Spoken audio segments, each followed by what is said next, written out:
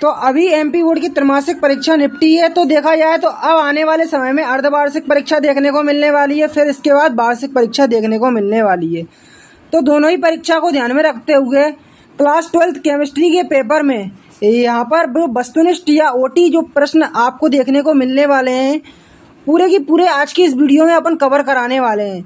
यदि इस वीडियो को शुरू से लेकर आखिर तक देख लेंगे ना, तो ऑब्जेक्टिव टाइप प्रश्नों को आपको तैयार करने की ज़रूरत नहीं पड़ेगी। अगर इन्हीं को ही तैयार कर लेंगे ना, तो ओटी की जो है आपकी टेंशन वह यहाँ पर इस वीडियो के माध्यम से दूर हो जाएगी। क्योंकि आज की इस वीडियो में अपन जिस चैप्टर से ज़्यादा अंक की ओटी आ रही है उसको यहाँ पर कवर करने वाले हैं। तो यह वीडियो शुरू से लेकर आखिर तक देखें, क्योंकि आज का यह वीडियो आपके 15 से 20 नंबर पक्के करवाने वाला है। तो ठीक है विद्यार्थियों, अब अपन एक के बाद एक जो पेपर में आने वाली ओटी है उनको देखने वाले हैं। देखो विद्यार्थियों, ये ओटी कई बार रिपीट है कि मस्टर्ड ऑयल अभिक्रिया का मुख्य उत्पाद क्या है। तो देखो RNCS एल्किल आइसोथायोसाइन है, ठीक है, इसको याद करना। अब दूसरा है आपका एमिन किस प्रकृति का होता है, क्षारकीय प्रकृति का होता है। जल्दी जल्दी याद करते चलो, कॉपी में नोट करते चलो। मीरवेन का तेल है नाइट्रोबेंजीन। तो देखो विद्यार्थियों, आप वीडियो देख रहे हैं, चैनल को सब्सक्राइब नहीं करा रहे, देखो चैनल को सब्सक्राइब कर ले, क्योंकि यह वीडियो इसके बाद जो है ऐसे ऐसे क्वेश्चन लेकर आने वाला हो जिनको लगाने मात्र से जो आपकी तैयारी है वह 100% यहाँ पर आपकी होने वाली है। क्योंकि अब पूरी इंपॉर्टेंट क्वेश्चन की यहाँ पर पूरी वीडियो है वह आने वाली है हर एक सब्जेक्ट की। तो इसलिए आप अपने मित्रों को बता दें और चैनल को सब्सक्राइब कर ले, ठीक है। अब हिंसबर्ग अभिकर्मक का सूत्र है, तो देखो क्या है, C6H5SO2Cl, ठीक है। और मीरवेन का तेल को किस नाम से बुलाते हैं, नाइट्रोबेंजीन, ठीक है। हवा में खुला छोड़ने पर एनिलीन का काला भूरा हो जाता है, क्यों, ऑक्सीकरण के कारण, ठीक है। अब देखो जी अभिक्रिया से संबंधित एक प्रश्न आता है कि C6H5N2Cl, ये देख सकते हैं C6H5Cl N2, इस अभिक्रिया का नाम बताना है। तो एक अभिक्रिया कौन सी हो गई, सेंडमेयर अभिक्रिया। अब देखो एक है CH3COOHHN3, ये पूरी अभिक्रिया दी हुई है, इसका आपको नाम लिखना है। तो स्मिट अभिक्रिया है, कौन सी, स्मिट अभिक्रिया। अब देखो C6H5NH2 ये दी हुई है, इस अभिक्रिया का आपको नाम बताना है। तो डाईएजोटीकरण अभिक्रिया हो गई। अब देखो ये आप देखें C6H5NH2 ये पूरी अभिक्रिया दी हुई है, इसका अभिक्रिया का नाम बताओ, कार्बिल एमिन अभिक्रिया, ठीक है। नेक्स्ट है TNT और TNV एक है, तो विस्फोटक पदार्थ है, जो कई बार रिपीट हुआ है विद्यार्थी, इसको तरीके से याद कर लेना। अब एथिल एमीन अमोनिया से क्या अधिक क्षारकीय है, कैसा, अधिक क्षारकीय है। अब मिथाइल साइनाइड के जल अपघटन से प्राप्त होता है, तो क्या प्राप्त होता है, ये देखो आप। तो देखो मैं आपको बता दूं CH3COOH प्राप्त होता है। अब देखो कार्बिल एमिन परीक्षण देता है, तो केवल प्राथमिक एमिन यह देता है। अब देखो आइसोथायोसाइनाइड परीक्षण देता है, तो 1 डिग्री एमीन यहाँ पर यह परीक्षण देता है। अब आगे चलते हैं, तो देखो आगे का प्रश्न है कि फिनोल का स्वभाव होता है, तो अम्लीय होता है। अपन इस वीडियो में ऐसे क्वेश्चनों को कवर कर रहे हैं ऑब्जेक्टिव टाइप, जिससे ज़्यादा नंबर की पेपर में ओटी देखने को मिलती है, ठीक है। जिससे ज़्यादा नंबर की ओटी आती है उसी को कवर कर रहे हैं, ठीक है। एक फुल वीडियो और आएगा ओटी का, तो यहाँ पर उसका भी अपन लेकर आएंगे, इसके बाद आएगा या अन्य वीडियो के बाद आएगा, पर ज़रूर आएगा। तब तक के लिए आप उस वीडियो के नोटिफिकेशन आप तक पहुँचे तो चैनल को सब्सक्राइब कर सकते हैं।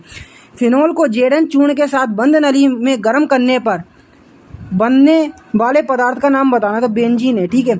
निषेध चेतन के रूप में प्रयोग किया जाता है, तो किसका, ईथर का प्रयोग किया जाता है। अब ईथर का समावयवी होता है, तो एल्कोहल होता है, ठीक है। अब एल्कोहल में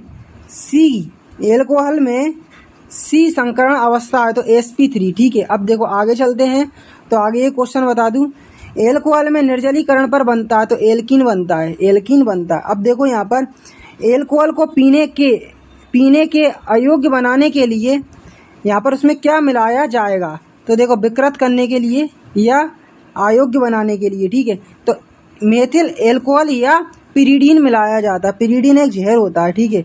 अब एल्कोहल का क्वथनांक उच्च होने का कारण है, तो क्या है, H बॉन्ड, कौन सा बॉन्ड, H बॉन्ड की उपस्थिति, कौन सी, H बॉन्ड की उपस्थिति है, ठीक है। अब फिनोल को उच्च ताप पर फॉर्मेल्डिहाइड की अधिक मात्रा के साथ गर्म करने पर प्राप्त पदार्थ का नाम है, तो बेकेलाइट, ठीक है। जी याद कर लेना, जो बहुत बार रिपीट हुआ है। अब लकड़ी के भंजन आसवन से कौन सा एल्कोहल प्राप्त किया जाता है, तो मेथिल एल्कोहल प्राप्त होता है, ठीक है। अद्वितीयक एल्कोहल का ऑक्सीकरण करने पर प्राप्त होता है, तो कीटोन प्राप्त होता है। अब देखो प्राथमिक एल्कोहल को एक प्राथमिक एल्कोहल की वाष्प को गर्म करने पर एल्यूमिनियम पर प्रवाहित करने पर प्राप्त होता है, तो क्या होता है, एल्कीन प्राप्त होता है। ठीक है, अब आगे देखो तो देखो यहाँ पर है मोनोसेकेराइड कार्बोहाइड्रेट का उदाहरण देना है तो ग्लूकोज और फ्रेक्टोज। ठीक है, अब सूखा रोग किस विटामिन की कमी से होता है तो विटामिन डी।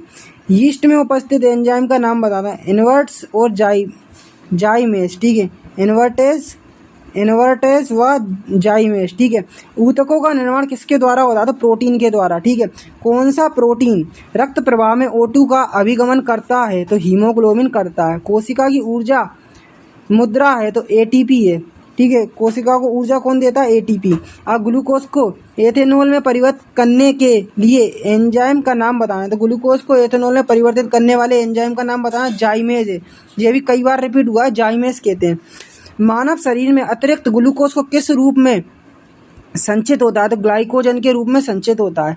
अब ग्लाइकोजन कहाँ पर संचित होगा तो यकृत व मांसपेशियों में। एक ग्लोब्यूलर प्रोटीन का नाम बताना है तो हीमोग्लोबिन। ठीक है, ग्लूकोज है एक तो मोनोसेकेराइड है। ठीक है, अब ग्लूकोज है एक तो क्या है, पॉलीहाइड्रोक्सी एल्डिहाइड। ठीक है, अब प्रोटीन बहुलक किसका बहुलक है तो एमिनो अम्लों का है। ठीक है, अब DNA में कौन सा क्षारक नहीं पाया जाता तो यूरेसिल क्या नहीं पाया जाता है। अब एक ग्लूकोज के ऑक्सीकरण में कितने ATP मुक्त होते हैं तो 38 ATP मुक्त होते हैं। ग्लूकोज में कौन सा वलय पाया जाता है तो पाइरेनोस पाया जाता है। फ्रुक्टोज में कौन सा वलय पाया जाता है तो देखो फ्यू लिखा है, फ्यूरेनोज वलय। अब कैल्सीफेरोल किस विटामिन का रासायनिक नाम है तो विटामिन डी का ये रासायनिक नाम है। ठीक है, अब देखो न्यूक्लिक अम्ल किसके बहुलक है तो न्यूक्लियोटाइड के, ये क्या है, न्यूक्लियोटाइड के बहुलक हैं। किसके बहुलक है, न्यूक्लिक अम्ल न्यूक्लियोटाइड के बहुलक है। न्यूक्लिक अम्ल कितने प्रकार का होता है, न्यूक्लिक अम्ल आपका 2 प्रकार का होता है, एक DNA तो दूसरा क्या होता है RNA। न्यूक्लिक अम्ल है ना 2 प्रकार के होते हैं। ठीक है विद्यार्थियों, तो जो OT है वो मैंने आपको बता दी है। अब देखो आपको पूरे इंपॉर्टेंट क्वेश्चन जो है वह गूगल पर कैसे मिलेंगे तो गूगल पर मैं आपको बता देता हूँ। यहाँ पर आना है, गूगल पर आते ही आपको सर्च करना है क्या कि class 12th chemistry important question Himalaya sir. ठीक है, हिमालय सर लिख के सर्च कर देना है। तो class 12th chemistry important question Himalaya sir लिख के जैसे ही आप सर्च करते हैं तो देखो मैं आपको बताऊं, जैसे ही आप नीचे आओगे तो आपको लिखा मिल जाएगा AMP board class 12th chemistry important question. यहाँ पर 22 लिखा मिलेगा तो 22 को नज़रअंदाज करना है, क्योंकि क्वेश्चन चाहे 22 के हो या 23 के वो तो इम्पोर्टेंट ही रहते हैं। तो इसी पर क्लिक करना है। देखो रेटिंग आप बाकायदा यहाँ पर प्रदर्शित देख सकते हैं, 4.5 रेटिंग है। तो समझ जाइए कितना ये आपके लिए इम्पोर्टेंट है। तो क्लिक करते ही आपको जो लोडिंग है वह यहाँ पर थोड़ा समय देना होगा लोडिंग को। ठीक है, अब आपको यहाँ पर लोडिंग के बाद 1 मिनट का इंतज़ार करना है। 1 मिनट के इंतज़ार के बाद अब नीचे आना है। ठीक है, देखो यहाँ पर जैसे नीचे आओगे तो पूरे क्वेश्चन आप देख सकते हैं इम्पोर्टेंट। ठीक है, अब आप जैसे नीचे आओगे तो यहाँ पर आपको PDF मिल जाएगी। ठीक है, यहाँ पर इमेज दिखेगी एक, तो उस पर क्लिक करके ही PDF आप डाउनलोड कर लोगे। और एक ऊपर मिलती है हिमालय सर के नीचे मिलेगी लिंक। तो ठीक है, लिंक मिलेगी, उस पर क्लिक करते ही PDF आपकी यहाँ पर डाउनलोड हो जाएगी।